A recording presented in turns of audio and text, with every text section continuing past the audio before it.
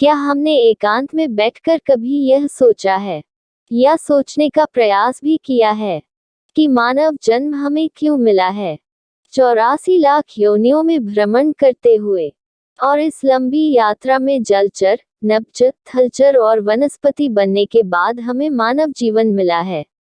मानव जीवन रूपी यह अद्भुत मौका परम कृपालु और परम दयालु परम पिता ने हम पर कृपा और दया करके हमें प्रदान किया है।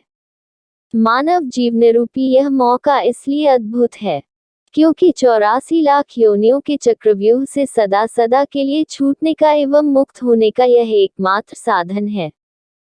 पर क्या हमारा प्रयास इस उद्देश्य पूर्ति हेतु हो रहा है या हम व्यर्थ की दुनियादारी में ही उलझे पड़े हैं? हमें समझना होगा कि श्रेष्ठतम मार्ग यह है कि बहुत साधारण दुनियादारी रखते हुए मानव जीवन के उद्देश्य पूर्ति के लिए प्रयास करना। अब साधारण दुनियादारी का अर्थ समझना चाहिए। साधारण दुनियादारी का अर्थ है कि सबसे संभाव और सामंजस्य रखते हुए जहां जरूरत नहीं हो वहां व्यर्थ के पचड़े में नहीं पड़ना, जहां जरूरत हो वहां बहुत संक्षिप्त दुनियादारी रखना, क्योंकि यह संक्षिप्त दुनियादारी उस बड़ी दुनियादारी से बहुत अच्छी है जिसे रखने में इतना समय, आयु और श्रम व्यर्थ हो जाता है कि हमारे मानव जीवन रूपी उद्देश्य पूर्ति हेतु हमारे पास समय, आयु और श्रम शक्ति बचती ही नहीं, और इस तरह हम मानव जीवन रूपी एक सुनहरा अवसर व्यर्थ ही गंवा देते हैं। मानव जीवन की उद्देश्य पूर्ति हेतु सर्वोत्तम साधन प्रभु की भक्ति है।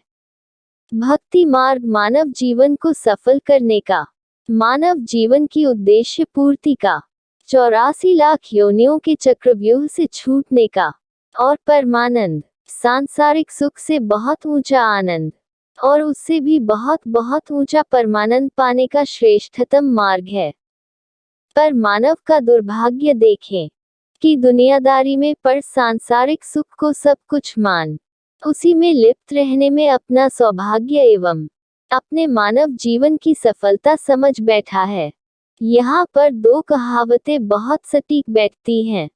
पहली कहावत, तालाब के मेढक को नदी और महासागर की भव्यता का पता ही नहीं और वह तालाब को ही सब कुछ मान बैठा है। हमने भी दुनियादारी और सांसारिक सुख के तालाब को ही सब कुछ मान लिया है। हम अभी भी भक्ति रूपी नदी जिसका विलय प्रभु रूपी महासागर में होता है उससे अनभिज्ञ हैं। दूसरी कहावत, अगर हमने आम खाया ही नहीं तो हम आम के स्वाद को कभी समझ ही नहीं पाएंगे, क्योंकि खाने से ही वह स्वाद समझ में आता है। किसी के समझाने से आम की मिठास कभी समझ में नहीं आती, अपितु स्वयं के अनुभव से ही आती है। ऐसे ही प्रभु भक्ति में गोता लगाने पर आनंद का आभास और फिर भक्ति में तीव्रता आने पर परमानंद का परम आभास को स्वयं अनुभव करके ही जाना जा सकता है। इसलिए हमें दुनियादारी करते हुए और सांसारिक सुख भोगते हुए तालाब के मेढक बनकर नहीं रहना चाहिए, अपितु हमें भक्ति मार्ग द्वारा आनंद और परमानंद की सुखद अनुभूति प्राप्त करने के लिए प्रयासरत होना चाहिए। यही प्रभु साक्षात्कार की ओर ले जाने वाला मार्ग है और यही मानव जीवन का उद्देश्य है। राधे राधे। अगर आप हमारे चैनल पर पहली बार आए हैं तो कृपया हमारे चैनल को सब्सक्राइब करें, सपोर्ट करें। धन्यवाद।